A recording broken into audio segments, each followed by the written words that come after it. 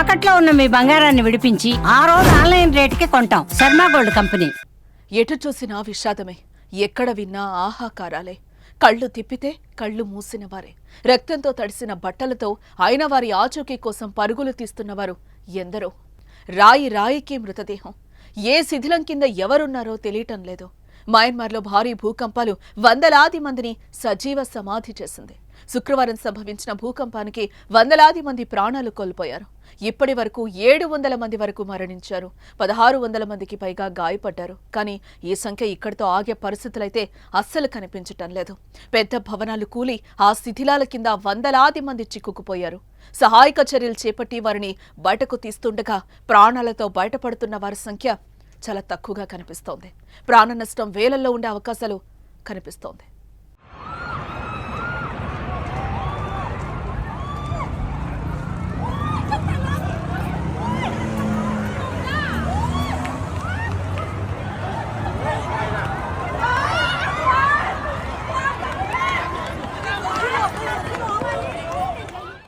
Myanmar దేశ రాజధాని నెప్పెడాలో 1000 పడకల ఆసుపత్రి కుప్పకూలిపోయింది.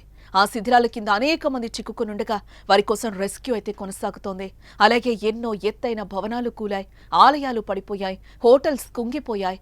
తల పైకెత్తి చూసే బిల్డింగ్స్ అన్నీ తలదించి చూస్తే కానీ కనిపించని దయనీయ పరిస్థితి మయన్మార్లో కనిపిస్తోంది. ఆ శిథిలాల కింద ఎంతమంది ఉన్నారో తెలియటం లేదు. బతికే ఉన్నారా అంటే చెప్పడం చాలా కష్టం. ఇక ఆస్తి నష్టం ఊహకు అందని విధంగా ఉంది.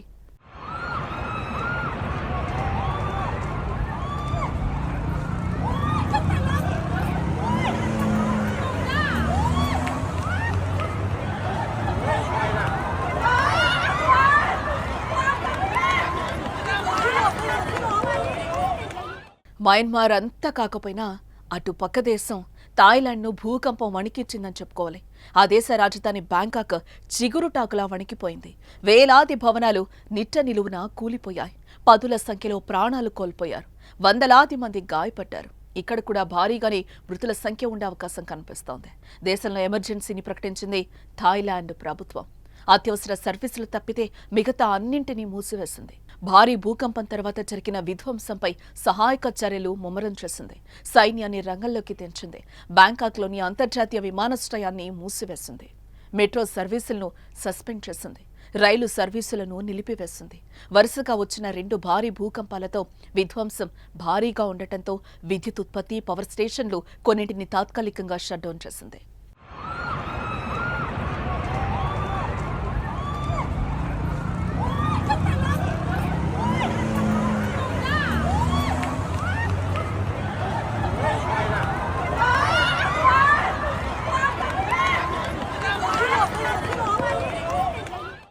మయన్మార్లో 12 నిమిషాల వ్యవధిలో 2 సార్లు భారీ భూకంపాలు సంభవించాయి. శుక్రవారం మధ్యాహ్నం 12:50 7.7 తీవ్రతతో సంభవించిన భూకంపాన్ని మయన్మార్లో రెండో అతిపెద్ద నగరమైన మాండలే సమీపంలో భూమికి 10 కిలోమీటర్ల లోతున గుర్తించారు.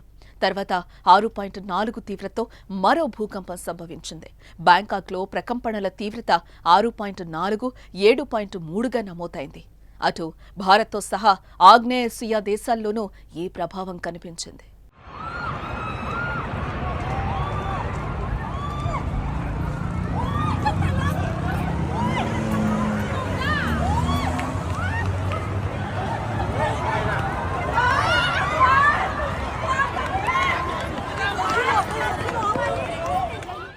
కష్ట సమయాల్లో మయన్మార్కు భారత్ అండగా నిలిచింది.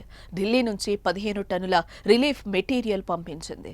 ఇండియా నుంచి టెంట్లు, స్లీపింగ్ బ్యాగ్లు, దుప్పట్లు, తినడానికి సిద్ధంగా ఉన్న భోజనం, వాటర్ ప్యూరిఫైయర్స్, హైజీన్ కిట్లు, సోలార్ ల్యాంప్స్, జనరేటర్ సెట్లు, ఇతర వస్తువులతో సహా కీలకమైన రోజువారీ అవసరాలతో కూడిన సహాయ సామగ్రితో ఏఎఫ్ఎస్ హిండన్ నుండి IAFC 130J విమానం బయలుదేరి వెళ్లింది.